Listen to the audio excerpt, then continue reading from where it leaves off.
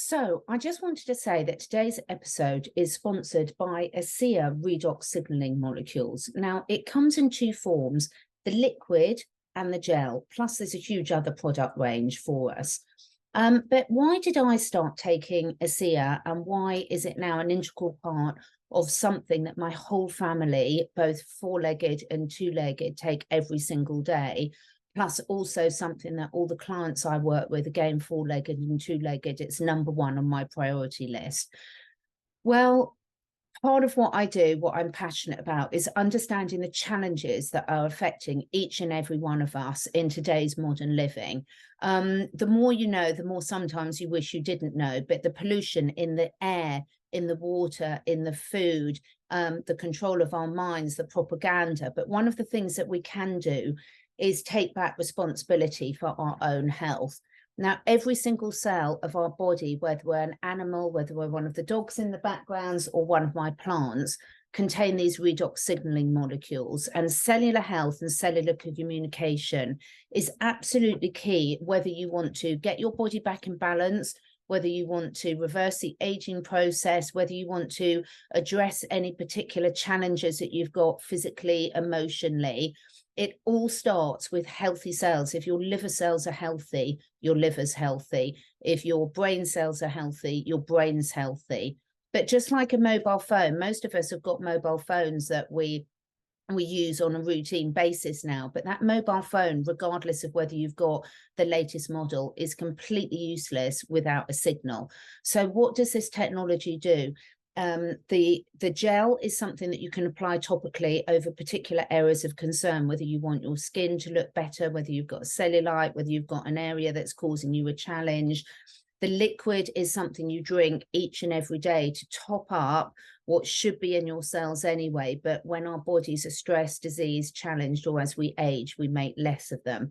So personally, I wouldn't be without it. My sleep's better, my energy levels are better, my mood's better, my mobility's better. If you want to find out more, the details are below. But I'm so grateful that this came into my life, and I'm so grateful I can share it with others. I hope you love it as much as I do. Let me know.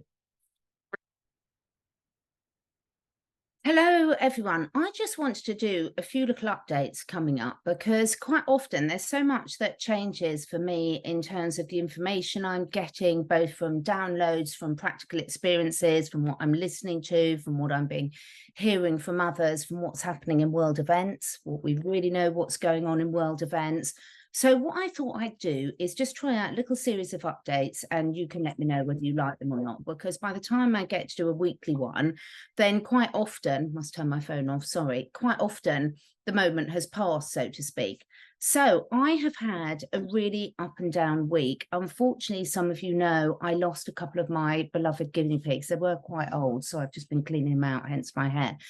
And that's always really, really sad when you lose family members, and particularly sad for little Mossy Flop who was left behind. And I know some people, it might sound insignificant in terms of what's going on in the world, but, you know, grief is a really important thing. And when we really love those around us, whether it's nature, whether it's animals we share our lives with, whether it's family members, when you're going through grief, when you're either letting go on a process where they've actually passed on or died, or whether it's just someone that's leaving your life, I think it's really important to let yourself go through that. And also, I've really spent a lot of time in gratitude for what they had brought to our lives and what gorgeous little creatures they are. So now I have the interesting task of introducing 3 new friends to Mossy Flop, so I'll keep you informed on that. On a bigger scale, I was really lucky enough to be invited to the most amazing community event in Petersfield in the UK last Friday. And I spent the afternoon with the most amazing group of people who run an organisation called One Mind Can. I'll put the link below. And these people have set up basically alternative communities, and they're running loads of community events that all sorts of people are joining into. And so I met quite a few of the founders in the afternoon. We had a lovely, lovely time together, and then met the most amazing group of people at the events, both the other speakers, but the audience members. And I came away from that. I'm so grateful to my friend Gilly that invited me, because I came away from that with such a renewed sense of hope and knowing that everything's going to be okay. Because sometimes when you're a bit isolated from these things that people are actually getting up and doing, the actions that are taking, you know, talking about things is really important to understand, you know, talk things through with people, get it out, get clear about what your values are, what you're thinking, what might be happening in the world. And that's really got its place. But actually action has really got its place. And all the people that attended this were just amazing. I sat next to the most amazing man called Joe. And honestly, I could have listened to him all night, because his experience, what he's gone through, his attitude to how he's dealing with the challenges in his life, the lessons he's learned, the self-development journey he's been on, and he was just one of absolutely many. So if you've got community events that are going on, people that are doing things like this, I'd so encourage you to go out and join them. And I will be doing another event, I think it's the 10th or 11th. I will put the details below, with the lovely Jackie White. Now, Jackie White has been a guest on my show quite a few times, and she is running another event in Hampshire in the UK. And there's going to be quite a few of us speaking there. Sasha Stone's going to be joining from afar. It's going to be a wonderful, wonderful community event. So I will put the link to that below, and it's also on my Telegram channels as well. So please do feel free to come and see us, come and join us on that, because there's nothing more powerful than actually being part of that. I do apologize. There's a lot of us having problems with our Zoom at the moment. So if it keeps freezing and I freeze with a really weird face, you can have a laugh at that. So a couple of other things. I have been lucky enough to speak to some amazing people over the last month. I loved my chat with Peggy Hall, the Healthy American. I know lots of you know of her work. She's a real firecracker. Her site, The Healthy American, her YouTube channel, The Healthy American, right since the start of the pandemic, has been really proactively helping people with their critical thinking skills, with really practical advice about how to get out of around various mandates. And if the news is right, and we've got another series of ridiculous events coming up, I'd like to think people aren't going to fall for it, but I'm not so sure, then Peggy Hall's resources are going to be amazing. So check that video out on the channel, please. Also, a couple of weeks ago, I spoke to Dane Wigington about geoengineering. Now, Dane is absolutely amazing, because even though he's absolutely exceptional about sharing the facts of what's going on, he's also got really practical solutions about what we can all do on his geoengineeringwatch.org. Again, all the links are below that video. I really, really encourage people watching these, because when we understand the scale of the problem, then we can do things about it. My talk with John Jose Ruiz, this is something I've had in the pipeline for a long while. And there's certain people that when you talk to them, they really touch you at a really deep level. And John Jose is one of those people. It's the first time I've spoken to him personally, and what an absolutely beautiful, beautiful soul he is. And he shared so much wisdom in that interview. So please do go and check that one out. And I'm very, very excited today to say that I've got Claire Headley from Ex-Scientologist on. That will be airing sometime, hopefully, over the next week. And this is going to be a powerful interview, because not only are there so many clues when people have left cults, that real life experience of what it's like to understand that you've been mind controlled to that level, and then to have the resilience, the get up and go, the drive, the gratitude to actually completely turn your life around, is incredible. There's so many lessons we can learn from Kelly Thiel, who's been on my channel, and Bryce's quite a few times, and from people like Claire Headley. So you're going to love that, because initially people might think, well, I'm not interested in cults, that's negative, I don't want to know. But we're all being mind controlled. I think I'm talking to the converted for anyone that watches me. We know that, but of course it's very difficult for us to see it ourselves. Even when we say we know we're being mind controlled, we need other people to point it out. And Claire is a real powerhouse that is going to really talk us through some really good things to look out for, and also to show that anyone can turn their life around when they really want to. I've also been listening to some other podcasts. I don't know if you've checked out the review I did of the Candice Owen and Andrew Tate's interview. Have a look at that on my channel, because again, there's so many powerful messages in here when we can sort of detach ourselves emotionally from the messengers, whether you really love that messenger or really don't love that messenger. Either time, it's really great to sit back and objectively listen to the message and say, why am I needing that today? What can I learn from this? And on that, I listened to a brilliant podcast that my daughter sent through to us. My daughter is the best person ever at finding the best, most helpful podcasts. And she sent me one through by Chris Williamson, who runs the Modern Wisdom podcast. And he had a guest, Alex Hermosi. And some of the wisdom in that podcast is absolutely brilliant. Again, I can link it below. But a couple of things I wanted to pull out, we can choose our regrets in this life. We choose our opportunities, but we also choose our regrets. And what do I mean by that?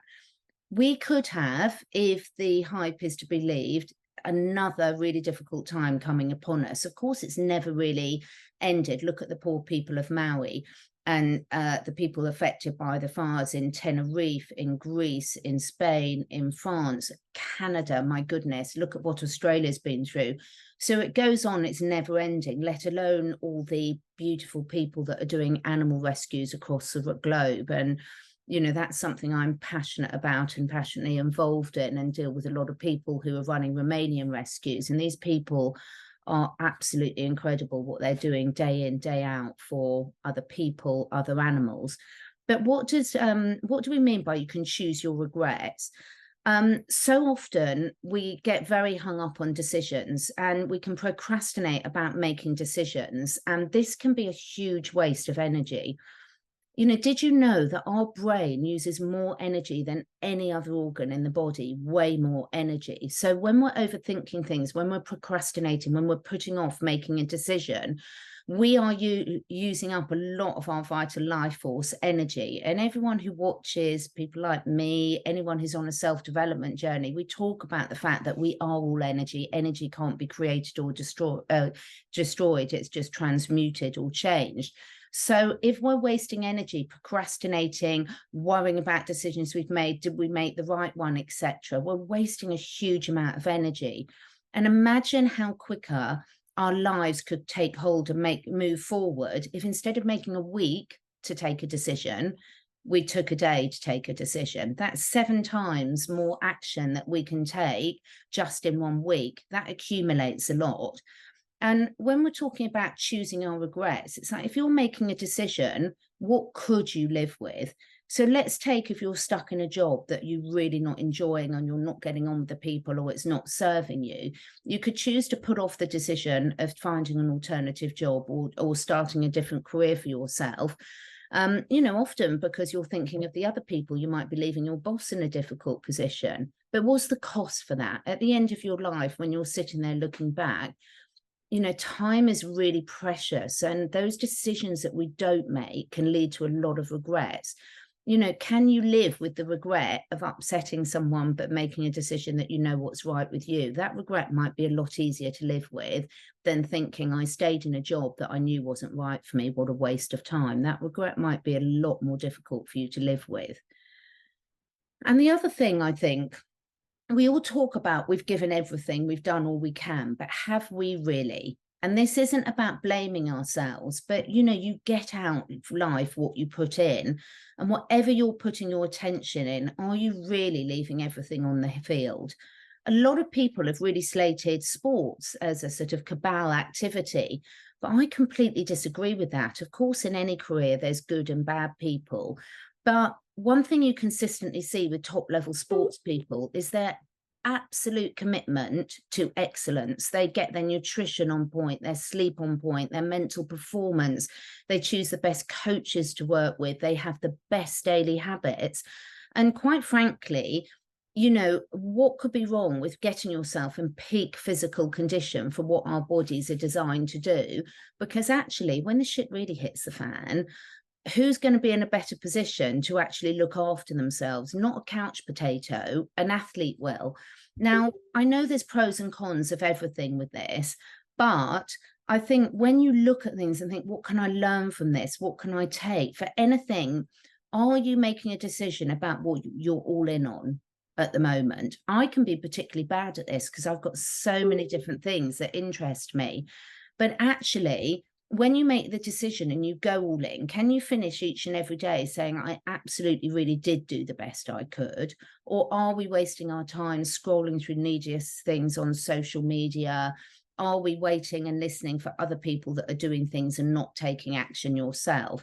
And that's why I'm so passionate about sharing solutions with people.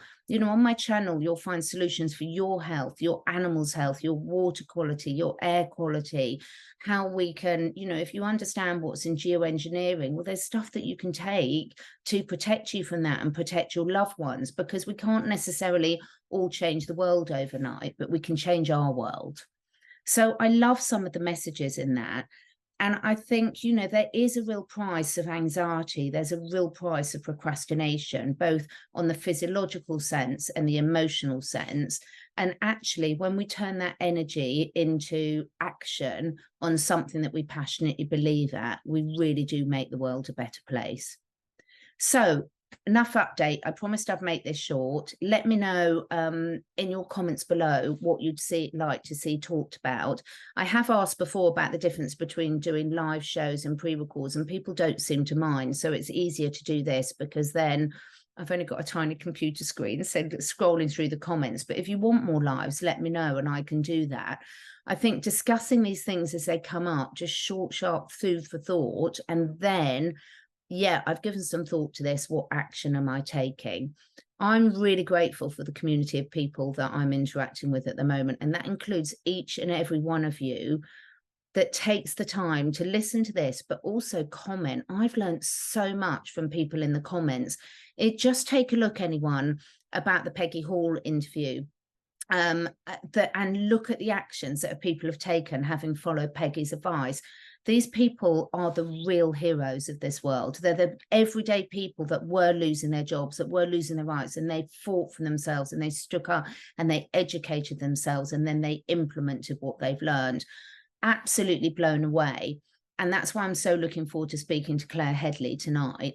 And do check out, at the moment, it's really interesting that BitChute and Rumble are getting way more views than YouTube. Now, people get notifications for that, and they get the notifications for YouTube are different. So if you do like my content, I don't mind what platform you look at, but just giving it a like and a share on YouTube really helps, because the reality of the world we're living in is when I'm looking to attract interesting guests, it is important. Everyone's got to make a decision about where they spend their time and how they can best get the message out. So these things do really count. And with the algorithms, if you actually make a comment and share, it makes a huge difference to the video actually reaching more people. So if that resonates, fantastic. If it doesn't, don't worry. And I'm really, really looking forward to being back with Bryce tomorrow, because we've got some really good things to discuss. I'm very, very open to guests, and I'm very open to areas that you want to see me discuss with various guests. So you've got two options. You can email me in the comments box below the video for whatever device you're looking at this on. There's always a little down arrow below in the video. So click that and you'll see all the links that you need. And which also includes my email address. So catherineedwardslife17@gmail.com. The link is below. If you've got ideas for guests, if you can even send me contact details for them, that's even better, because you would not believe how busy I am looking after all my four-legged family members. Plus also I do work doing one-to-one consults with people and doing all this. Love every single bit of it. But if you've got suggestions, if you've got contact details for them, or can make a personal introduction, even better. Thank you so much for your time. I'll be back, as Arnold says, and have a really amazing day, everyone. Thank you so much for taking the time to listen. And if you feel inspired, please do share with your friends and family. My goal is to inspire as many people as I can to live their best lives, to stay curious and to raise their consciousness and that of the collective. So to do this, I need to reach as many people as possible, and this needs your help. If you feel drawn, would you be willing to share your favourite episode with 5 different people? This helps us spread the word and also helps me encourage some exciting new guests to take part in this podcast. If you feel drawn to do that, I will be very, very grateful.